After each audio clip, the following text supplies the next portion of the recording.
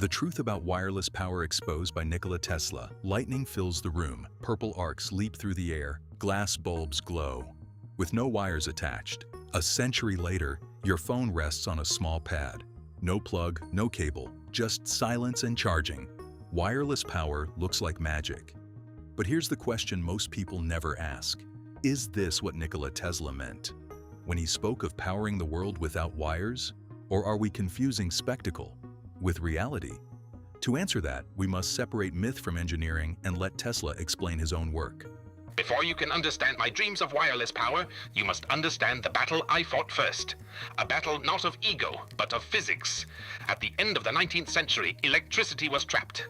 Direct current ruled the cities. Low voltage, high losses, power stations every few streets. Copper burned. Energy vanished as heat. Expansion was impossible. Yet powerful men insisted it was the future. War of currents. This was the war of currents.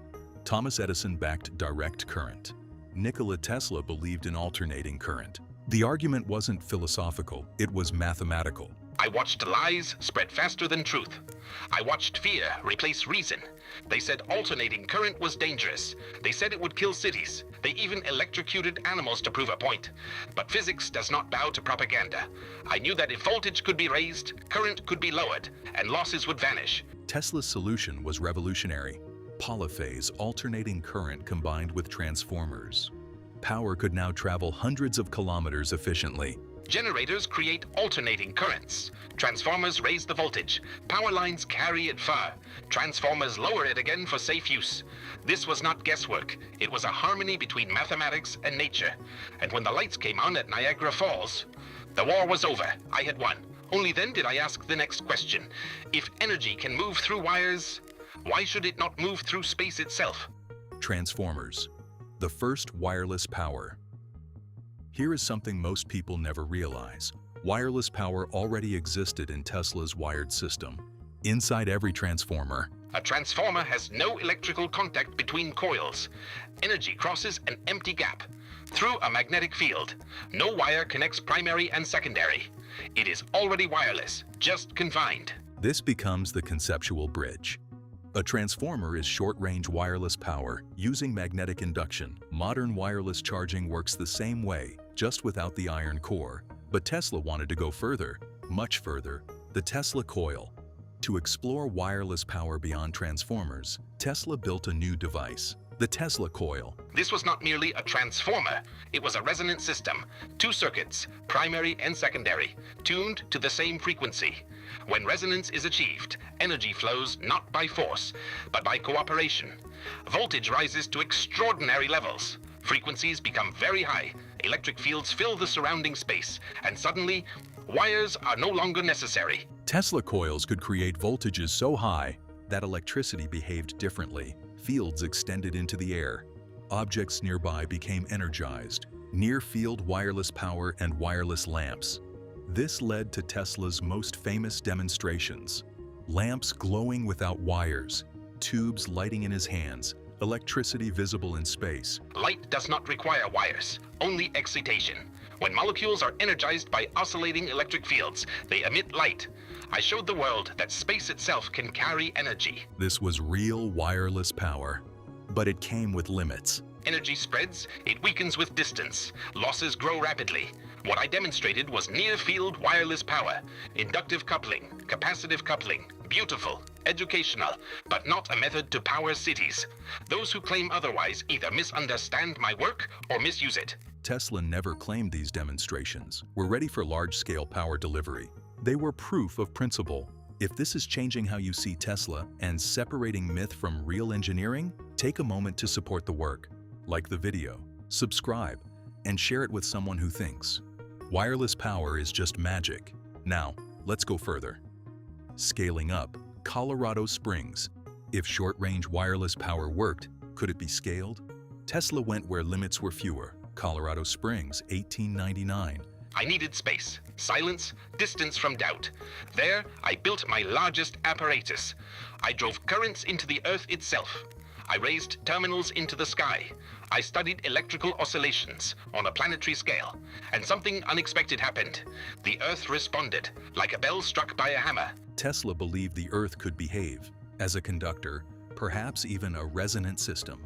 This idea became central to his vision of global wireless transmission. I did not claim perfection, I claimed possibility.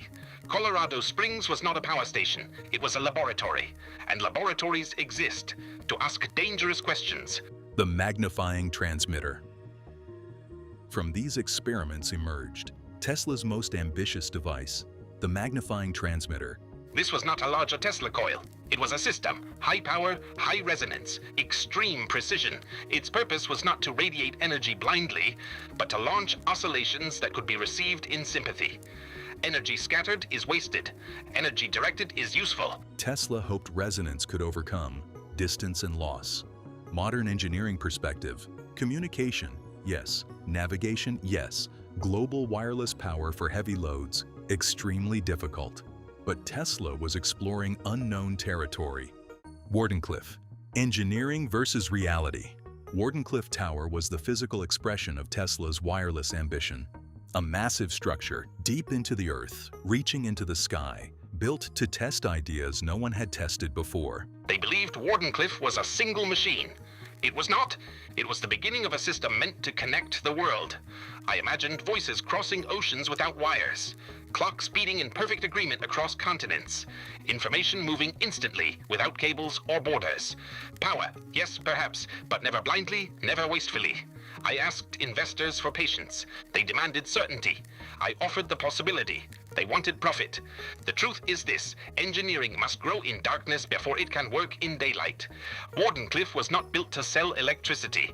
It was built to discover how energy and information truly behave on a global scale. But failure is only the word used when vision arrives too early. When radio emerged through simpler antennas, they said Tesla had failed. They dismantled the tower, they sold the land, they erased the structure.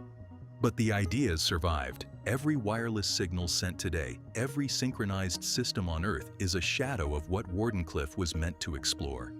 Wireless power versus wireless signals. One confusion still persists. Wireless control is not wireless power. In 1898, I demonstrated a radio-controlled boat. The signals traveled through space. The energy did not. The boat carried its own power source. Radio waves told it what to do. They did not do the work. Signals are light. They carry information. They are weak by design. Power is force. It moves motors. It creates heat. It requires mass and current. Never confuse the two. The Pierce Arrow story. Now we reach the most controversial chapter. Around 1930, stories began to circulate.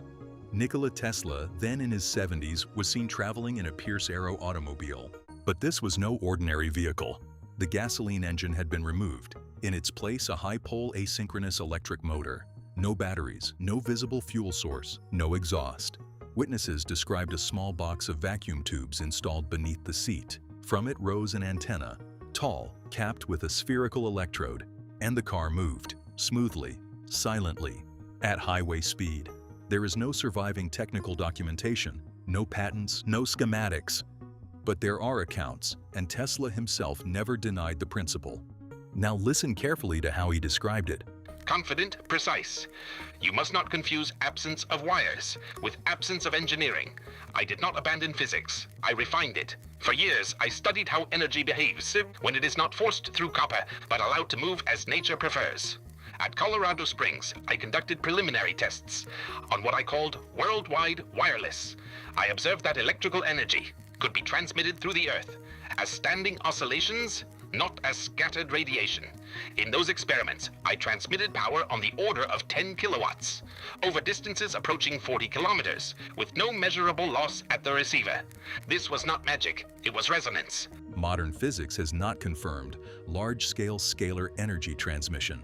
Some modern researchers, including Konstantin Mail, have explored longitudinal wave models, but this area remains speculative and largely untested. Yet the Pierce Arrow story represents something deeper: Tesla's refusal to accept assumed limits, the real truth about wireless power.